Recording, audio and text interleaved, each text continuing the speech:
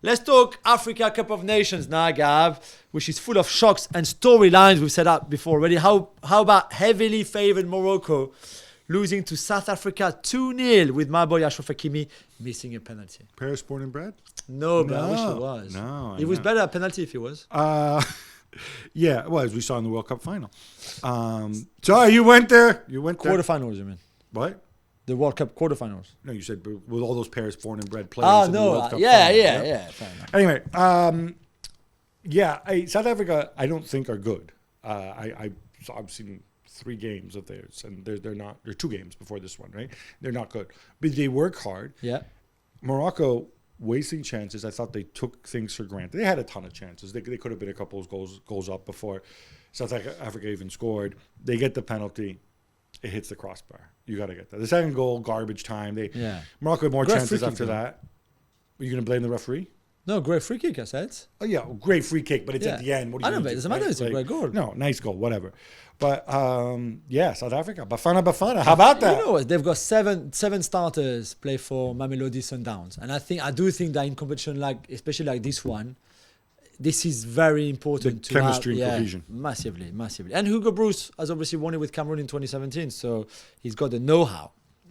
Mali beat Burkina Faso with the help of pretty outrageously unlucky. One of the best own goals you've ever seen. Edmund Tapsoba own goal. Jules, I kind of feel some folks are sleeping on Mali a little bit. Yeah. This is a good team. It's a really good team. It's a really good midfield, which they've always had. It was just about finding the right kind of chemistry and how to build and structure in that midfield, which I think they have. And yeah, when you consider a goal like that, you Burkina Faso after 5 minutes or something, it's just, I don't think you come back from it. But yeah, Mali would be good. Mali is definitely a team to follow. And we thought, Gabi, that Côte d'Ivoire were done after that humiliation against Equatorial Guinea. And instead, another miracle happened because they knocked out Senegal on penalties, the holders. Yeah, this is pretty unbelievable. It was because a great just to game. give you context about Ivory Coast and what a nightmare this has been for the host nation. Yeah, they're the host nation. Obviously, they lost 4-0 to Equatorial Guinea. I think they only won 1 game in the group stage. Yeah, that's right. They came through as one of the 3rd best teams. They had to wait until the very end. Their coach resigned or was fired. Was it Jean-Louis Gasset? Jean-Louis Gasset, that's right. Oh, you got the name I remember right the Jean-Louis now. I don't know why I wanted to call him Jean-Charles Gasset before. I mean, Jonathan Wilson, writing in The Guardian, called them the zombie team that you can't kill, that they just keep going. Yeah. It's a little bit like that because they go goal down. This Diallo scoring straight away for Senegal. Senegal carve out more chances. You kind of feel they were like a much better team. You kind of feel like Senegal's going to score 3 or 4 here, and then at the very end, Kwame's through. Edouard Mendy comes out, and I think pretty obviously, and I think frankly needlessly, hacks him down. On Pepe, yeah. Sorry. Yeah, Pepe, you're right. I don't know if he should come out like that. It was a bit. I just seemed totally uncoordinated. And my man, Frank Kessier, from the spot. And then it goes on to penalties. And even during penalties, it went on and on and on. And eventually Côte d'Ivoire prevailed, which again, you don't expect because Senegal, basically last year, I mean, they lost they went through the tournament last year, winning numerous penalty shootouts. You thought penalty experience, that's a thing. Yeah, maybe not a thing. They even won on penalty. Yeah. Ivory Coast, and obviously they won the final. Yeah. Cape Verde also leave it very late to beat Mauritania 1-0. Yeah, Ryan Mendes. This is little Mauritania. Yeah, little Mauritania, who, let's be honest. And we had not scored a goal from open play in the tournament. Yeah, we mentioned their manager as well, who did this with the Comoros. I don't know if it's in English. Is it Comoros? Comoros, yes. Powerhouse. Yeah. Comoros are kind of like the Liechtenstein but this is the level. Comoros are kind of like the Pharaohs of Africa, for those who aren't good in geography, football-wise. Yeah, exactly. But Cape Verde are a really good, decent team. They play really nice football. They've got technical players.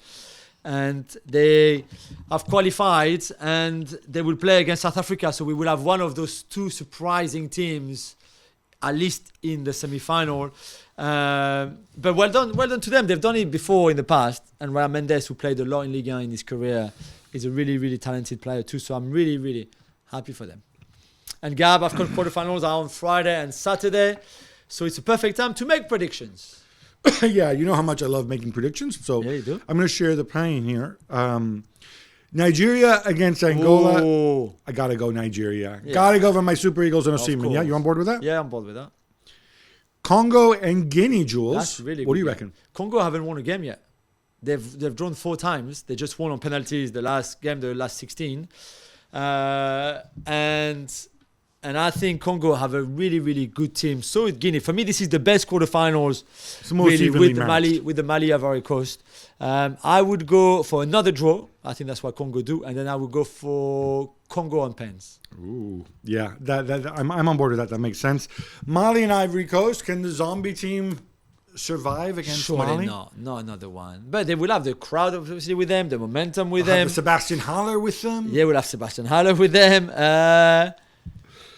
I go for Mali. I want my boy Beast too. Yeah, I think Ivory Coast advanced. I think when you've got so much talent, and you've been through so many negatives. There's moments when you click and pull together. I'm not sure And- they're that good at Ivory Coast. But they've got great individuals. Well, do they? Not sure. Famous names that we recognize. You know, right? Yeah. Cape Verde and South Africa, the 2 surprise Yeah, packages. Cape Verde for me every day. I want the Minos to qualify. They're minnows, but Bafana, I think, are also minnows in the sense that It's they're a bigger not country, good. though. Of course, it's a bigger country and whatever else, but also remember, it's a country. Whereas Cape Verde was colonized, I believe, by the Portuguese Yeah, for many that's years, right? Yeah, they all So- speak Portuguese. So they're all technical and skillful, Yeah. and have the. Whereas South Africa got the English. Ah, there you Trolling. go, trolling. No. I'm really psyched. I'm really excited for this.